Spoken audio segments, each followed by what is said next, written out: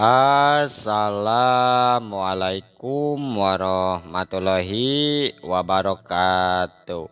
Wilujeng tepang dangu deui sareng kince. Alhamdulillah kanggo dinten ayeuna tiasa nepangan deui. Sateuacanna dipedar icarios sim kuring nganuhunkeun kana tos like, komen sareng subscribe-na nya atur nuhun. Atuh di mana wae ayeuna mugia dipaparinan kesehatan sareng digampilkeun dina milari rezekina amin. Masih nyarioskeun akibat muja ka juring bagian ka 40 hijinya muhun ya karya Mang Nyalira sanaos basajan oge mudah-mudahan janten hiburan. Kumaha lajengna ieu carios mangga urang kawita.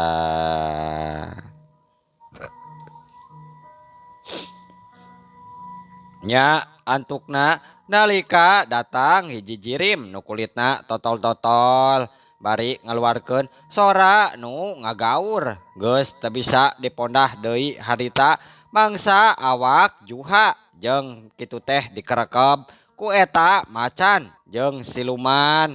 Ajag memang bener salamet tapi awak juha anu jadi ketempuhan awakna rarangsak diamuk macan nyawana ngalayang. Siluman ajag dina wujud asli ka tembong ngabaledag saluhureun ti sagede domba teh bulu tonggongna hideung bulu dadana warna abu-abu huluna monyong ka hareup sungutna calanggap nembongkeun huntuna nurang geteng ku sihung.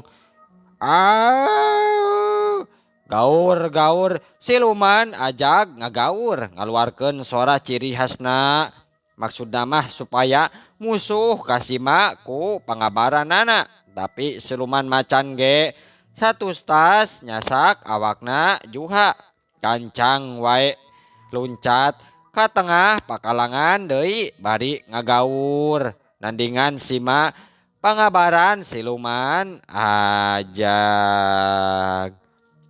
Nya ngadenge kitu bah berod ngekeh seri terus nyarita ditunjukkeun ka siluman macan. Keragampur kadinya siluman ajag teh euy. Siluman macan ulah mah rek balik heula yeuh ka ieu mah kituna teh baberod nyarita jiga bener wae ka jelema. Siluman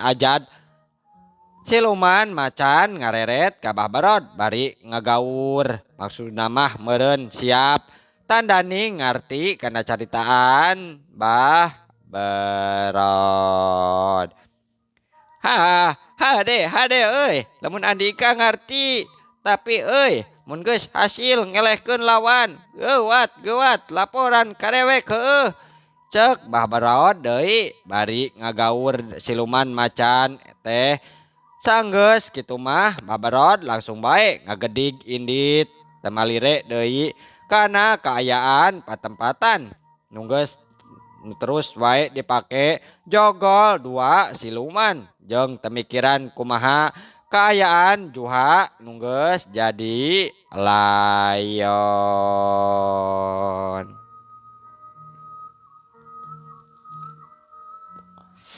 Nya siluman ajag harita nafsu ka baberod sanajan ngadon kabur sarta nepakeun buntut ka maung siluman sejen pikeun lawana sarta siluman ajag geus runcat nyusul indit kabur harita ngan kaburu ditekuk manten pundukna ku siluman maung. Taya pilihan deui kapaksa siluman ajag luncat kagigir sarta malik pikeun mapag seragan musuh duanana terus silih gabrug silih cakar sarta silih geger tur silih bantingkeun karana ge sato atuh nu pareng gelut moal nepi ka kitu. Biasa kulitik jedar ngagaur siluman macan ngagaur nyarieun meureun lantaran tonggongna dijedak kana batu gede, beteungna dicakar sarta beheungna arek terus digegel ku siluman ajag. Tapi siluman macan teh memang bibanda tanaga nu leuwih badas tibatan siluman ajag. Matak harita manehna tetep ngayakeun perlawanan suku tukang duanana mata ngorowot beteung siluman ajag bari narik sirahna saeutik ka tukang supaya beheungna teu kagegel musuh. Hiuk sewut jebred wae. Ngagaum deui siluman ajag ngan sakilat pipi siluman ditampiling terus wae dicakar palebah panon kencana nepi ka poncos. Nya siluman ajag terus ngaluarkeun sora ngalawung tarik kituna nahan ka nyeri jeleng wae siluman ajag ngajeleng ka tukang terus pancuh bari melong ka musuhna nu sarua pancuh sarta buntutna kupat kepot. Tina panon siluman ajag nu bocos harita getihna masih keneh ngucur katayap manehna masing-masing pating kaya tayap bari tetepan antep janu jadi lawan jika nama salih dodoho kumaha kalemahan lawana.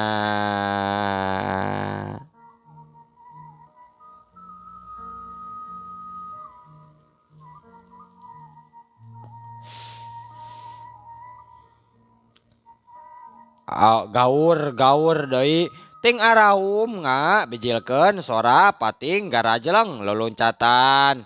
Dua leungeunna mata pikeun nyakaran beheung musuh jeleng wae geus bae jengkel ngejungkel siluman macan ngagaur masing-masing bisa ngasupkeun cakaran kana dada lawan. Ungtungna teu kana beheung ngan bae cakaran siluman macan leuwih matih nu ngajadikeun tatu anu karandapan ku siluman ajag leuwih jero tatuna geuning. Getihna beki ngucur korejat siluman gancang ngorejat sirahna dangah kaluhur sarta ngaluarkeun sora khasna.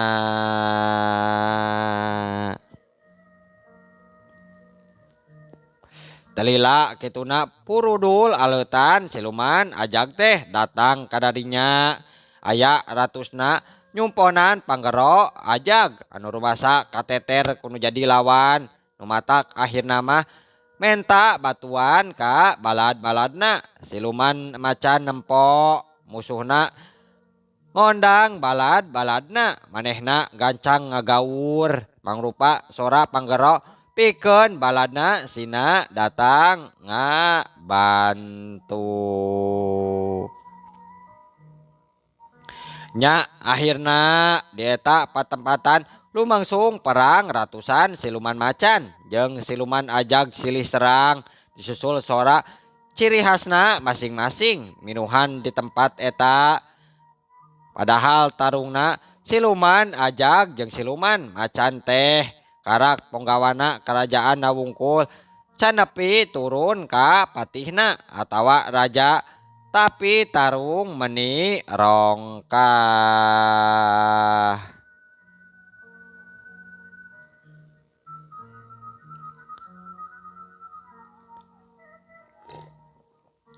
Nya eta kaayaan bisa katingali ku jalma nu seukeut batina mah nu memang ku jalma mibonda ilmu kabatinan kalayan masagi. Urang tunda heula anu keur perang antara siluman macan jeung siluman ajag. Urang nyaritakeun heula ayeuna di negara kerajaan Nyi Blorong harita saenggeus mulang ka karaton dina terus mepeskeun kekeheulna jeung amarahna sabab manehna kuciwa ku indungna anu lain kadua ngabela kana kasusah anakna teh Ieu mah ngadon ngabela musuh.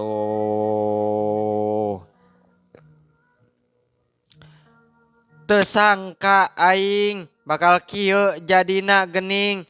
Apes, bener-bener apes. Ibu, ibu naha ibu teh bet ngadon ngabelaan musuh. Tibatan ngabela kanu jadi anak. Si Asep benang direbut ku Kiai Halimi. Jadah, haram jadah gara-gara ibu. Piraku mun ku aing dibahekeun kabeh. Ieu laut Pangandaran teh sina ngadatangkeun gempa jeung tsunami. Sugan we atuh manusa nu marunapik engkena jadi baroga sangkaan yen pangeran tetela teu bisa nyalametkeun alam dunia nu keur genjlong. Heueuh bener ayeuna alam dunia ku aing urang genjlongkeun wae sagenjlong-genjlongna. Ngarah loba nu nyangka yen kakawasaan pangeran teh tetela eueuh buktina kitu nyiblorong saterusna jadi hayang niat ngagoncangkeun alam dunia ku cara ngageterkeun laut Pangandaran tur engkena cenah bakal nimbulkeun gempa jeung tsunami nu rongkah ka Cida. Geletuk rieg alam dunia pating rarieg karasa pisan di daerah Pangandaran mah. Boh di dayeuna boh kitu pasti siana jalma tagiwur kabeh ku ayana kajadian karek sakali ngageletrukeun itek kana ubin. Langsung aya kajadian gempa nu skala 5 kilometer cenah 5,4 terus jadi bahan berita dina koran-koran jeung televisi. Nah dongeng cenah ieu mah muhun.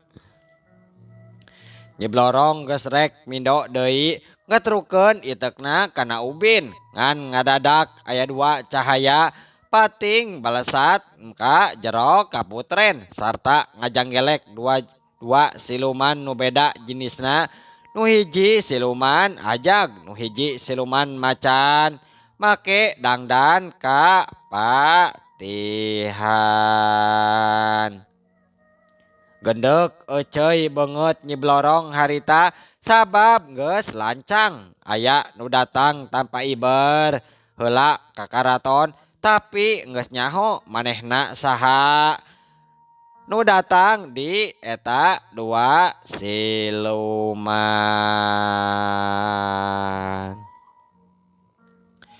Hei, maneh teh mun teu salah mah Andika Patih Jalugjug siluman ajag ti sumur gantung. Yen Andika deui Patih Kangkang siluman macan ti guha sancang araya naon yeuh? Araya naon datang ka dieu? Kituna teh bari mencerong seukeut kadua patih anu meh bareng harita nembalan jeung ngeluk tungkul 2 leungeun antel dina luhur dada.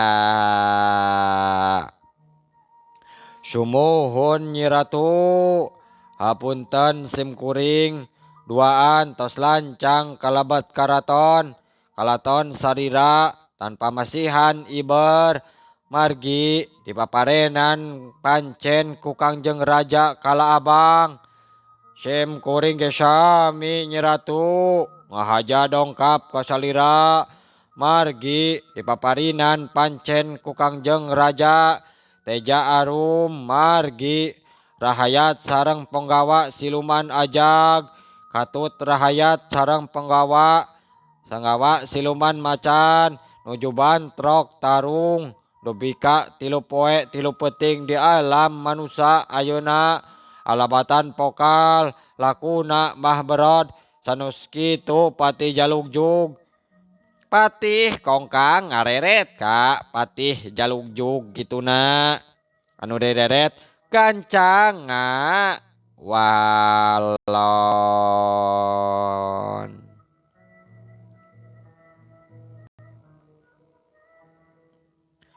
Anu disaurkeun ku patih Kangkang laras pisan Nyi Ratu.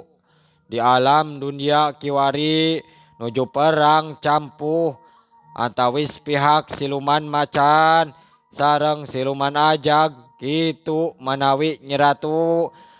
Kurang ajar, naon maksudna Bah Berod? Kitu peta geningan, tapi ken andika duaan, teu kudu salampang. Kula ngarti, karena naon maksud andika duaan. Pangna daratang ka dieu, nyatana hayang menang kadamaian. Ayeuna jugjug geura balik ka nagara masing-masing.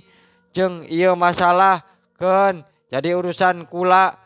Mohon mangga Nyi Ratu, ojog sumangga Nyi Ratu, nanging hapunten parantos direrepot ku simkuring. Ah, teu kudu basa-basi ka ditu, geura balik angguran mah, jeung laporkeun ka raja aranjeun duaan. Ieu perkara geus jadi tanggung jawab Nyi Blorong kitu. Patih Kangkang jeung Patih Jalugjug arunggek meh bareng kitu. Sarta kaduana aramitan mungkur di hareupan Ratu Blorong. Sarta jirim-jirimna pating balesat jadi cahaya anu beda warnana. Tur sanggeus duaan indit mah gancang harita Nyi Blorong ngayakeun kontak batin jeung Bah Berod. Bah Berod kabeneran harita keur ngaso satu tas dirina ngolah ramuan pikeun kasakitu kalina jeung tetela mati hasiatna beteungna mimiti ngempesan.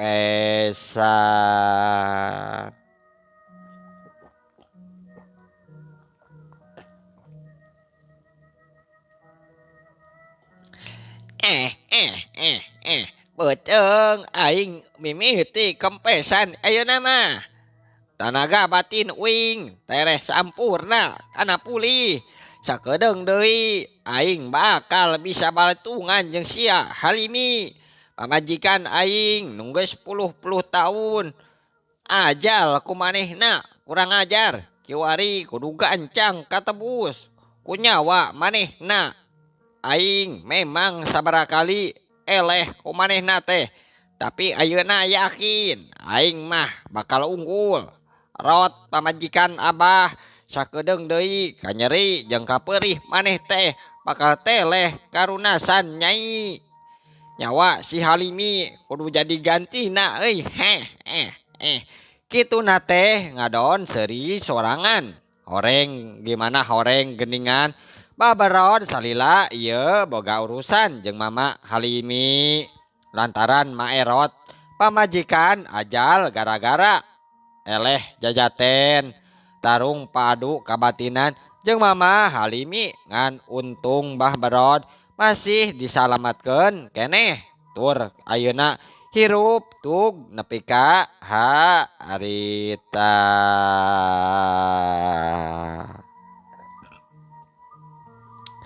Nya keur kitu dina luhur dipan jero kamar aya harita arek ngalenyap pisan peureum tunduh. Harita teh di alam manusia wanci geus peuting harita. Ngadadak harita batina nangkep sora Nyi Blorong anu ngomong ditunjukkeun ka dirina. Bah Berod, andika keur naon hah? Sarta jawab pananya kula nu sejena anu baris dikendalkeun ka andika ayeuna cek sora Nyi Blorong kituna ngandung ambek. Bah Berod harita nurek ngalenyap pisan kapaksa bentak deui terus ngorejat diuk sarta sila diluhureun tempat sare. Laju Bah Berod gancang mentangkeun ilmu batina pikeun ngajawab kana satiap pananya Nyi Blorong. Rampes Nyi Ratu, aya pikir saun naon ieu teh manawi bet Tadinya na tianggalna salira sumping dina swanten bangun ngemu ka keheul. Naon bade naros naon salira teh manawi. Syukur mun Andika geus ngarti berod kana kaayaan kula anu memang keur kesel ka diri Andika. Bongana anjeun geus wani nyieun tindakan tanpa kula nyaho jeung satuju. Jeung naon maksud Andika ngadu dombakeun antara siluman ajag jeung siluman macan. Naon kauntunganana berod? Aduh, ampun paralun. Anu kasuhun Nyimas Ratu. Jungjunan sim kuring, kalepatan sim kuring teh. Naon atuh manawi? Berod, Andika bener-bener poho. Andika geus ngadu dombakeun antara siluman macan jeung siluman ajag. Nah, Andika teu nyaho kitu. Kerajaan siluman ajag jeung siluman macan teh kiwari geus aya dina kawasan kaula. Ku ayana kitu wayahna Andika bakal dihukum luyu jeung kasalahan nu geus dilakukan ku Andika ayeuna. Jeung na Andika teu nyaho kitu. Geus 3 poe 3 peuting siluman ajag jeung siluman macan keur perang campuh deuleu. Gebeg bah berod harita ngagebeg jiga nu karak sadar. Estu tarung di pasir galingging ngangan saeutik oge ku dirina. Estu teu kapikiran bakal kitu jadina. Bah berod langsung bisa nebak pasti siluman ajag imbang tarungna sarta ngondang balad-baladna. Itu ieu hayang perang unggul. Lebah dieu memang bah berod salah hitungan teu nyahoeun yen siluman mah moal bisa paeh di alam manusia mun teu sirahna buntung. Ampun Nyimas Ratu, ampun, ampunten sim kuring. Memang lepat nanging sarira oge prayogi kauninga yeuh wireh kajantenan teh aya sabab musababna Nyi Ratu. Nyaeta siluman ajag nu mangrupi panggawa ti kerajaan ajag ngadamel gara-gara ka sim kuring.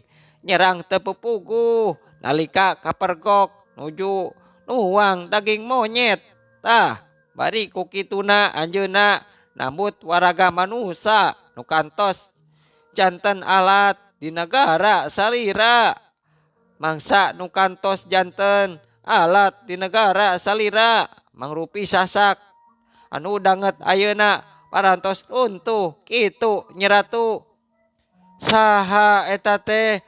Waktosna seep Nyi Ratu. Alah, waktosna cenanya kabejeng seep. Insyaallah enjing atanapi pageto tiasa dilajengkeun deui dina seri ka-42 nya. Mangking ce ngahaturkeun wabillahi taufik wal hidayah. Wassalamualaikum warahmatullahi wabarakatuh. Ca